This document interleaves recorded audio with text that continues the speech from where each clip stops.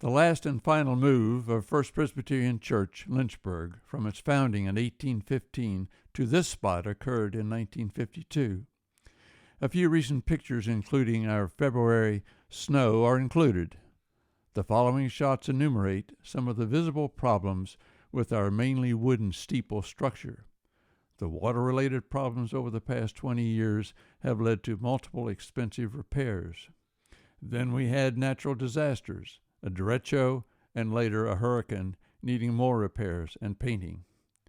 Forward-thinking staff and committees, a successful fundraising rooted and reaching campaign to address multiple needed projects resulted in a decision to replace the wooden steeple with an aluminum steel reinforced steeple designed and made by Campbellsville Industries in Kentucky. Pre- and post-engineering and construction of a waterproof and steel base fixed to the entire brickwork. A new entry hatch were done by locally owned Jamerson Lewis. CSE from Madison Heights provided incredible cranes and safe operators. Old Glory was flown nearly 100 feet on top of a crane to check wind direction and velocity. Starting in April 5th, the removal of the 3 steeple sections was started with setting and stabilizing the cranes for the several thousands of pounds of material to be lifted. First, the extremely heavy slate-covered spire had a steel and heavy wooden frame attached and fixed in multiple places at its base. Cutting around the base and its attachment to the ventilated louvered portion proved to be very difficult due to the weight and heavy steel bracing inside.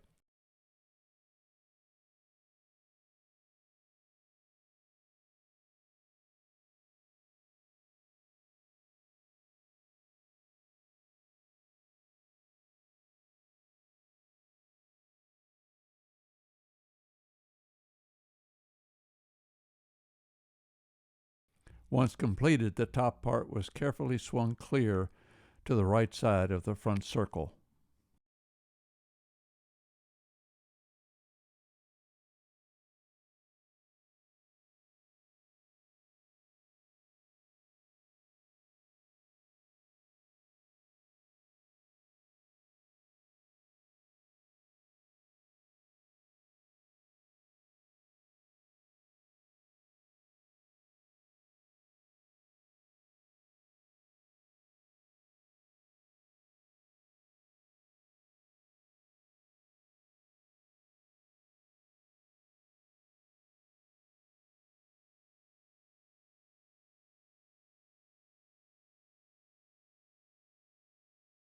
The spire segment was cleaned of usable slate, and then the cross removed and taken to Peter's office so he could see it upon his return.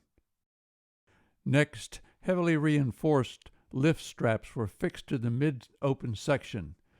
It was cut with saws from inside and out, taking several trips of the crane and bucket crew to recut the heavy steel and wooden structure. It was carefully swung to the middle of the circle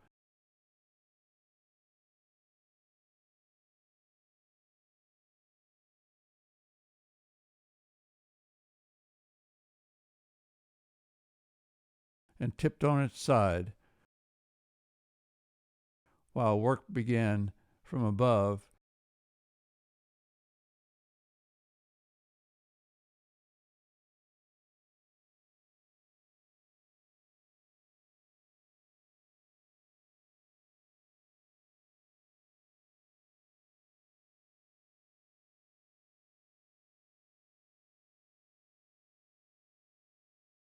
It was demolished by a none too gentle crane and placed in bins and hauled away.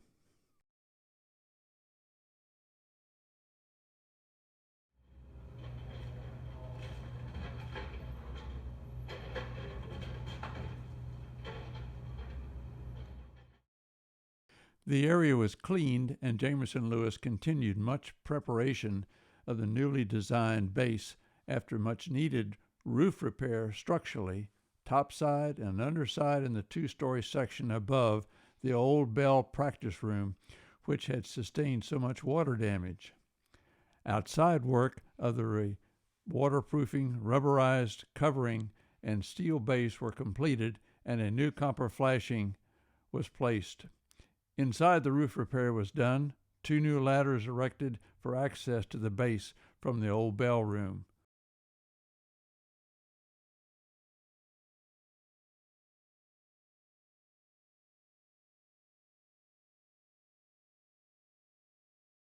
Campbellsville trucks and crew arrived late Monday, May 10th, to an awaiting crowd, parked and ready to start at the crack of dawn for the next 3 days.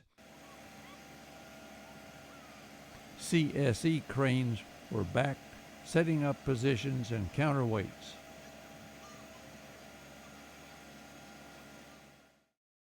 The center bulkiest section was moved in first and swung into place off to the side, with all of the many appropriately labeled parts that were needed to be reassembled.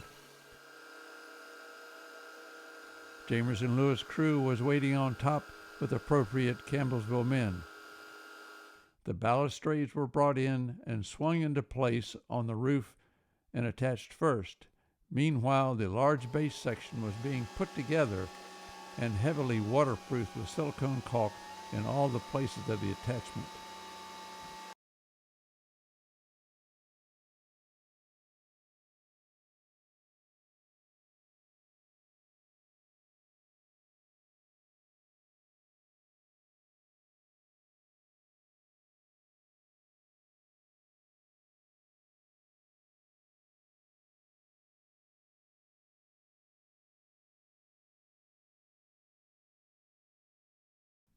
Day 2, this morning, a final check underneath and a large section was swung into place.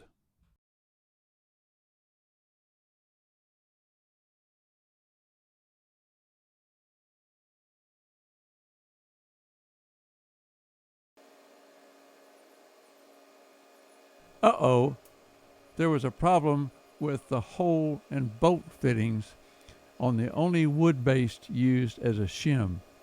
The nature of the shim was to elevate the bottom section an inch off of the floor so any water that escaped on the rubberized drain would run out, and only an inch so the birds couldn't get in and nest.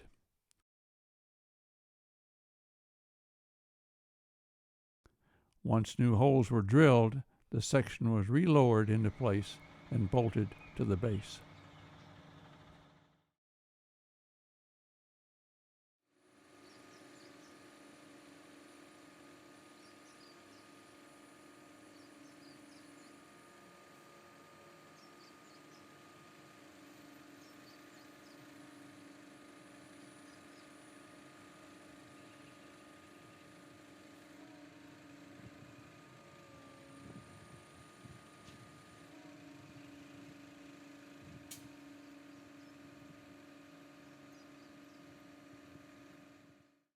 With that complete, the red truck with the fancy hauling mechanism for the louvered and spire sections backed in and had the spire and the base uprighted on its stand by a crane.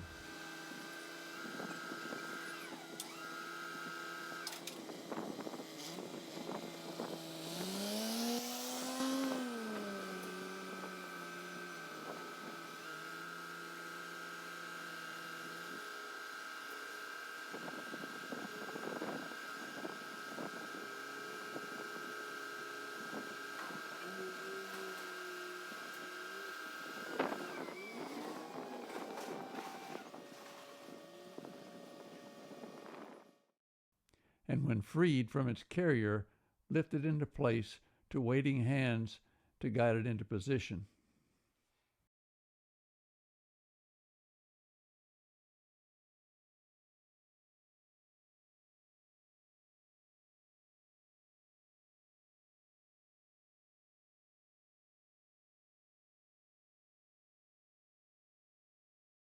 The cross and the urns were then added into a bucket and placed up on top, but to be left done last is the placement of the cross, First, a pole was placed, and then the cross was actually attached on top of the pole, and then around that were several pieces to prevent any water leakage, and the final doping was done.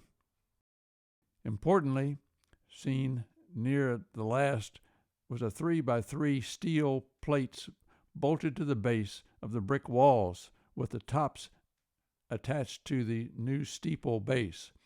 A special thanks to Sutton Tinsley and his work with Campbellsville Industries, Chris Stennett with CSE, and Rob Foster with Jamerson Lewis. Many have done photography, including Emma and Sutton Tinsley, Rick Milam, Cat Adams, Al Baker, and the aerial crew and video by Rob Foster and Levi Templeton from CSE. And thanks to the many others who've contributed to this project.